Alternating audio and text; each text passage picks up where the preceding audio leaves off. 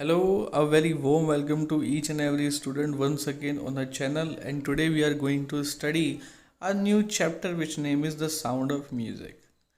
ये जो चैप्टर है ये म्यूज़िक के बारे में है, लेकिन म्यूज़िक से अलावा भी इस चैप्टर की एक सबसे बड़ी खासियत है कि इसके अंदर हम कुछ ऐसे लोगों के बारे में पढ़ेंगे कि जिनके अंदर कुछ चीज़ें बड़ी खास हैं। जैसे कि पार्ट वन के अंदर हम स्टोरी पढ़ने जा रहे हैं इवलिन ग्लेनिन की, जो अपने समय की एक मशहूर म्यूजिशियन रही हैं। और क्या खास बात थी एवलिन ग्लेनिन की, वो हम इस स्टोरी के अंदर पढ़ेंगे। आइए शुरू करते हैं part one, the sound of music.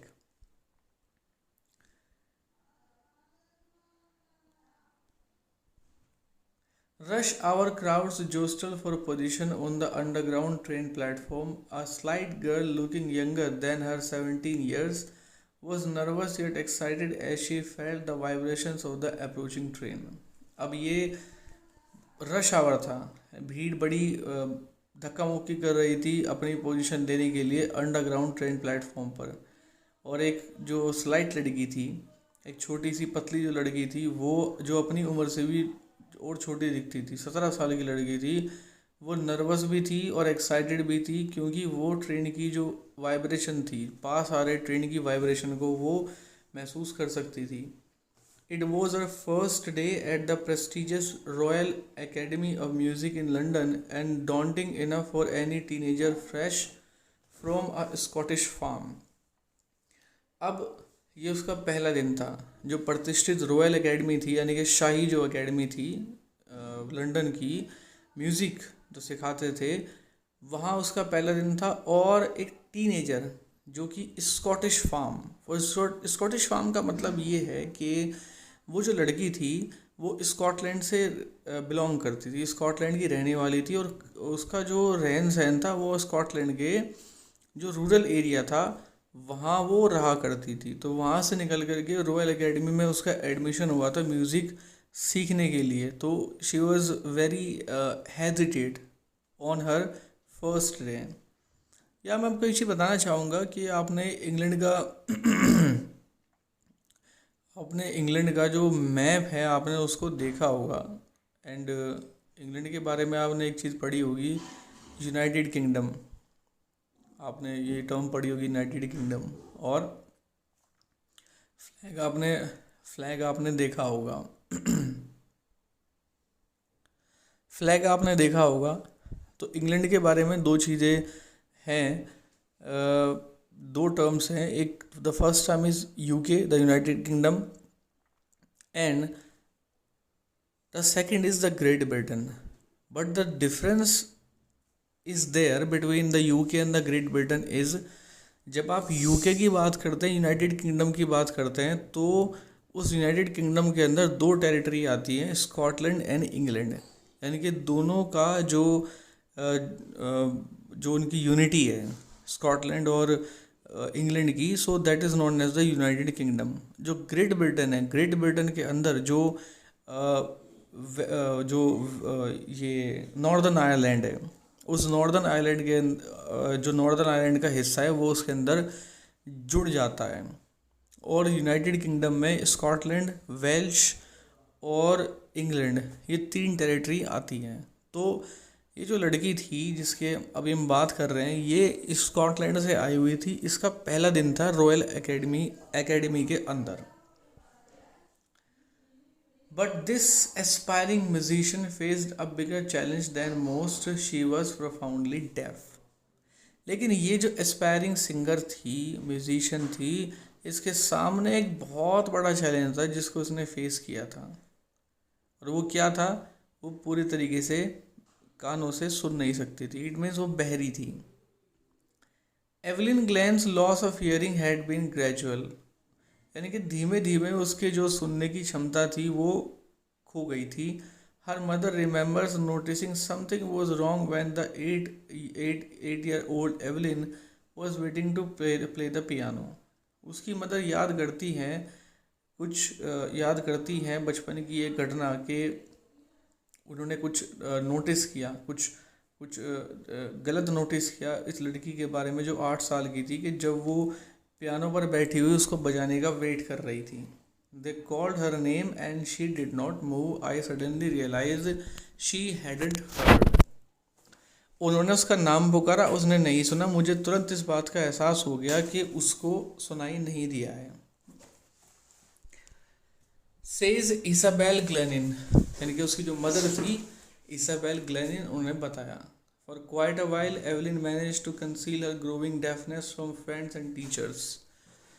कुछ समय के लिए उसने जो अपना ये बहरापन था अपने फ्रेंड्स और अपने टीचर से छुपाने की कोशिश की. But by the time she was 11 her marks had deteriorated and her headmistress urged her parents to take her to a specialist.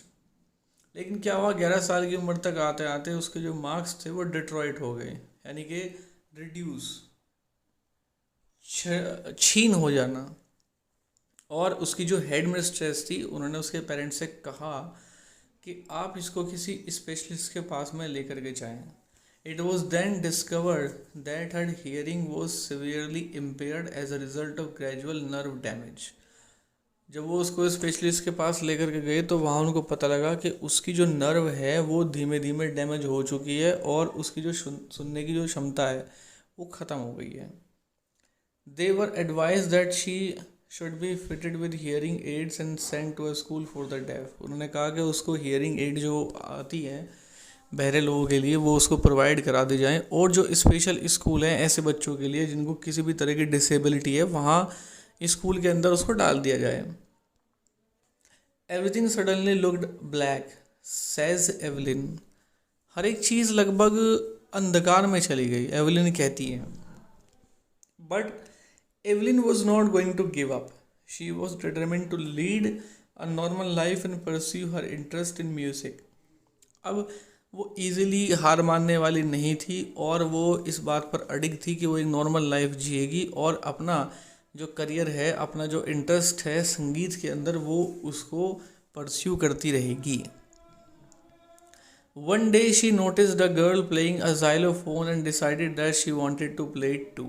एक दिन एक लड़की को जाइलोफोन बजाते हुए देखा तो उसने भी ये निश्चय किया कि वो भी उसको बजाना चाहती है. Most of the teachers discouraged her but percussionist Ron Forbes spotted the potential. Percussionist होता है a person who plays the drum the tabla, एक ऐसा व्यक्ति जो ड्रम और तबला बजाता है. तो मिस्टर रॉन फोर्ब्स ने उसके उस पोटेंशियल को जब भांप लिया.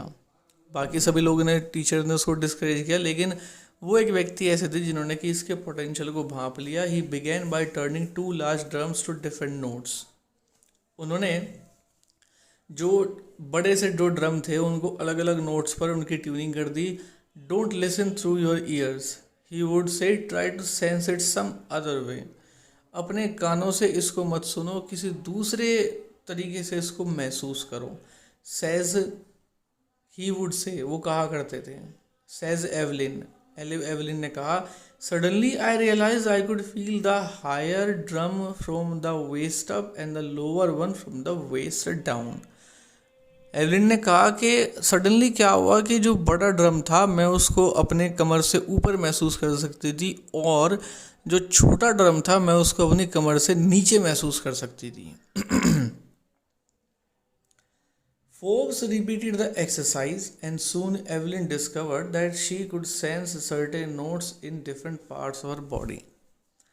जो फोर्ब्स थे उन्होंने एक्सरसाइज को रिपीट किया और जल्दी ही एवलिन ने डिस्कवर कर लिया कि वो सर्टेन नोट्स जो होते हैं डिफरेंट पार्ट्स, अपनी बॉडी के डिफरेंट पार्ट्स में, उनको वो महसूस कर सकती थी. I had learn to open my mind and body to sounds and vibrations. अब एवलिन कहती है कि मैंने उन वाइब्रेशंस के लिए अपनी बॉडी को खोलना शुरू कर दिया था. The rest was share determination and hard work. और बाद की जो चीज़ है वो निरा हार्ड वर्क और डिटर्मिनेशन था. यानी कि इंसान अगर अपनी डिसेबिलिटी को एक्सेप्ट कर ले. देखिए, दो चीज़ यहाँ समझने के लिए हैं कि एक कविता आपने सुनी होगी या एक जो लाइन है वो आपने सुनी होगी. अपने आसपास बहुत तरह के चीज़ें हैं तो वहाँ आपने सुना होगा कि ठान लो तो जीत है और मान लो तो हार है. तो एवलिन के केस में हम ये चीज़ कह सकते हैं कि टैलेंट का होना ही काफ़ी नहीं होता. If you are a talented person, that is not enough. Everybody faces so many hurdles when he or she pursues her interest or his interest in his or her life. केवल सोच लेना काफ़ी नहीं होता, टैलेंट का होना काफ़ी नहीं होता, कुछ दूसरी चीज़ें भी होती हैं जो अपने टैलेंट को, अपने पोटेंशियल को अनलॉक करने में काम आती है। इवलिन के केस में आप देख सकते हैं कि इवलिन के अंदर पोटेंशियल था, लेकिन उसके सामने जो उसकी सबसे बड़ी डिफ़िकल्टी थी उसका ना सुन पाना। क्योंकि म्यूज़िक एक ऐसी चीज़ है कि जिसको बिना कानों के, बिना आपके, जब तक आपको म्यूज़िक का पता नहीं चलेगा, बिना सुने आप म्यूज़िक को परस्यू कर ही नहीं सकते। तो इवलिन के केस में ये चीज़ बड़ी उल्टी थी। जो चीज़ म्यूज़िक के लिए सबसे ज़्यादा ज़रूरी थी शारीरिक तौर पर, वो चीज़ उसके पास थी नहीं, बट उसके पास एक चीज़ और भी थी। भले ही वो डिसेबल्ड थी, दो she was disabled but she was determined any how. वो कहते हैं ना कि जहाँ चाह वहाँ रहा। इंसान अगर किसी चीज़ को चाहता है और मुसीबत अगर फेस करता है तो सारी मुसीबतों को पार करके आखिरकार वो उस चीज़ तक पहुंच ही जाता है जिसको वो दिल से चाहता है।